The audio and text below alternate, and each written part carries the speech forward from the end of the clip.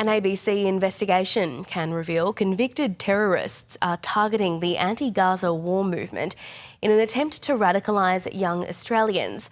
They include convicted Islamic State terrorist Wisam Haddad, who was caught on camera forcefully confronting a fellow protester on the Sydney Harbour Bridge earlier this month. Haddad was released less than 2 years ago after being jailed for encouraging Australian teenagers to carry out terrorist attacks. He was also seen at the protest waving a black flag associated with Islamic State and Al-Qaeda. Haddad attended the protest with notorious Sydney preacher Wisam Haddad, who recently identified by Four Corners as a spiritual leader of Australia's pro-Islamic State network.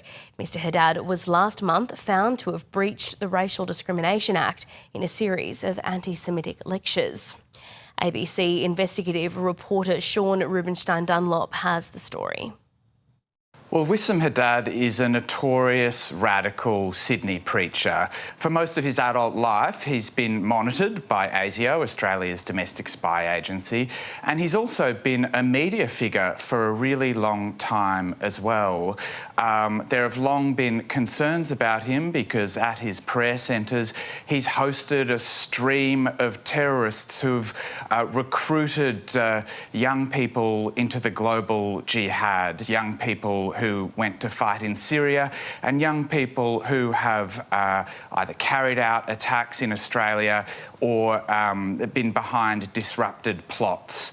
And there are concerns now that Wisam Haddad is re-energising his network. He supports the Islamic State terrorist group, and he's been working with convicted terrorists who've been released from jail to rebuild and re-energise. And Sean, the man flying the flag was someone who served 4 years in prison on terror offences. Who is this man? Well, Wisam Haddad is a former youth leader at Wisam Haddad's prayer centre.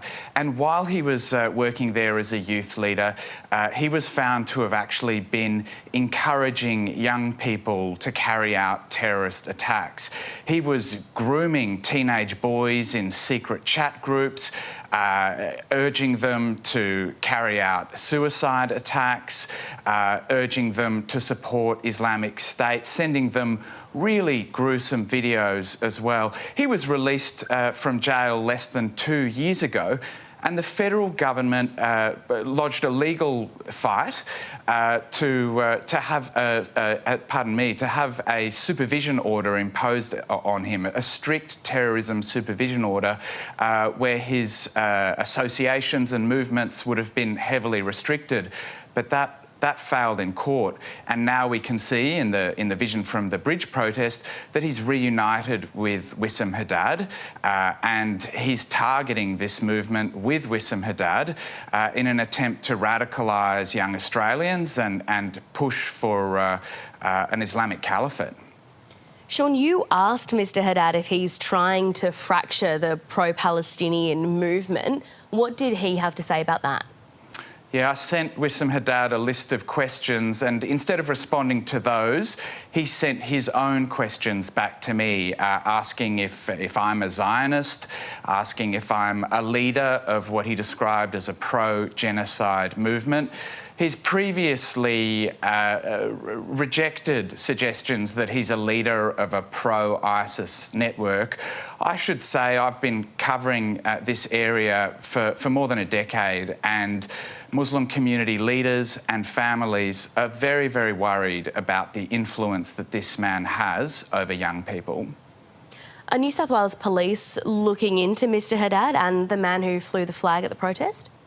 Well, they've been looking into Wisam Haddad for a very long time. He's one of the top counter-terrorism targets for ASIO and police in Australia, but never charged with a terrorism offence. New South Wales Police now say that they're considering legal advice about whether to charge people who flew these black flags at the Sydney Harbour Bridge protest under new anti-hate symbols laws, which carry a minimum 12-month jail sentence, really strict laws. But these flags, these black flags, are also common Islamic emblems. They're known as the Shahada flag, and they've been appropriated by terrorist groups. So Muslim groups warn that this could criminalise a sacred religious symbol. Investigative reporter Sean Rubenstein-Dunlop reporting there for us. Thanks very much. Pleasure.